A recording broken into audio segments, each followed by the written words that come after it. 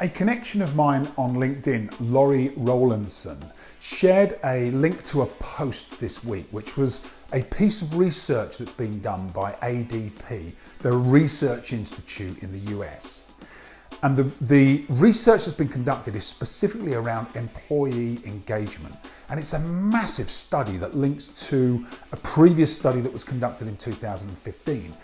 They've spoken to over 19,000 employees in companies right the way across the world. And what they are looking at is the difference between employees who are fully engaged versus those who are just coming to work.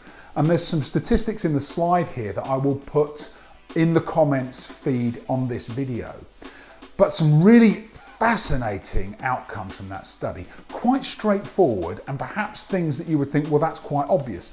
But the research actually shows the correlation between what you would think and what is found in employee engagement in organizations. One of the first things that was really interesting was that when they looked at the difference between those that are fully engaged and those that aren't, and those people that are members of a team and those that aren't, the difference between people who are part of a collaborative team versus those that don't work in teams on a regular basis, their engagement level was 2.3 times higher if they were part of a team versus those that weren't. And it was 2.3 times higher on average.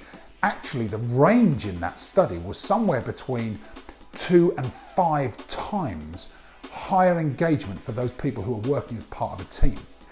Now, it didn't end there. They also looked at the leader's influence on that team and the trust that that team member has in their leader. And those people that trusted the leader were found to be 12 times more engaged than people on teams where they didn't trust the leader. Yes, 12 times more engaged. Now, I talk a lot about leadership, and having had the experience of working as a leader, engaging teams, driving high performance, and really inspiring people to give their best, and being, an inspired leader myself, wanting to create that level of engagement and motivation, it just goes to show the difference between leaders who take that seriously, do that work to inspire and engage their teams, versus those that are just turning up themselves. The difference you have in your team's engagement is a 12-fold improvement. 12 times. It's massive. So if you're in a leadership position and you haven't been engaging your teams, you haven't been working on that team engagement and fostering and collaborating the teamwork, let me tell you something. The people around you that are getting 12 times higher engagement from their teams. And that's a significant impact, because we all know that engagement is the key ingredient to motivation. Are you engaged and are you motivated are synonymous. So having that focus on the team and strengthening your leadership capabilities so that you can drive team engagement is going to give you a 12-fold return on your team's engagement. Now, the other thing engagement does is it improves retention and succession within the organization. And with the transitional level of employees in organizations now, and millennial workers really seeing the workplace as a more transitional place, engaging team members is absolutely fundamental to the stability of the organization. Now, the other thing that came out in that leadership assessment, or that engagement study incorporating leaders and employees, was there were two key points that they looked at whether or not there was a connection between trust in the leader and engagement. And when they looked at the statements, there were a number of statements that were assessed. The two that were most correlated between trust in the leader and engagement in the team member was, first and foremost, at work, I clearly understand what is expected of me. That statement around expectations. I'm clear about the expectations in my role from the leader. The second most important correlation was that I have a chance to use my strengths every day at work.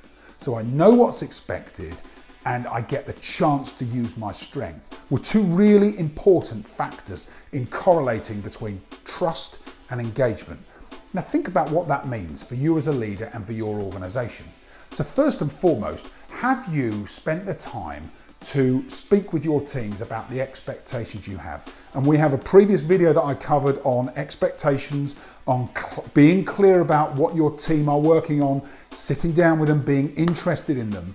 And if you start to understand what your team are working on, what engages them, what are their strengths, what do they want to use those strengths, you get to know the person, and then you sit and you become clear together on what's expected.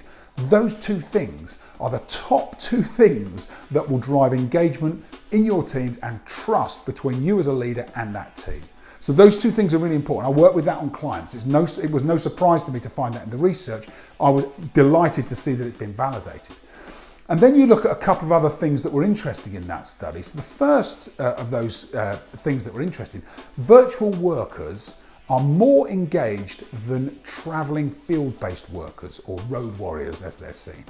So virtual workers and people working outside of the organization in a stable location are significantly more engaged than those people who are on the road. Now, if you're a field-based sales leader, or you have people working in your team that are field-based and travel, there are proven ways to re-engage those people, keep motivation high, keep clarity on expectations. And if you're not using the tools or the approach, I'd be very happy to have a conversation with you. It's one of the most challenging roles as a leader of a field-based team, but there are really surefire methods that you can use to increase that engagement and that motivation of those teams. I've done it for years.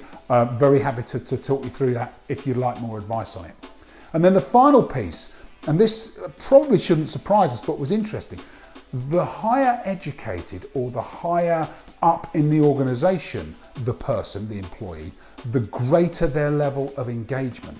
And that's fascinating, because one of the things that drives succession through companies is not just education, but your ability to continually educate, develop, and grow yourself. And I've talked about that a lot. Developing a growth mindset, thinking about how you develop yourself and invest in yourself, because nobody can ever take that away, is really important, not only to your career, but to your engagement level at work. And that is also equal to your performance at work. And your performance at work and your level at work increases your earnings at work and your impact at work. So all of the things that we know are really important as part of our own personal drivers, and the drivers that will increase our engagement and our levels of performance and contribution in the workplace.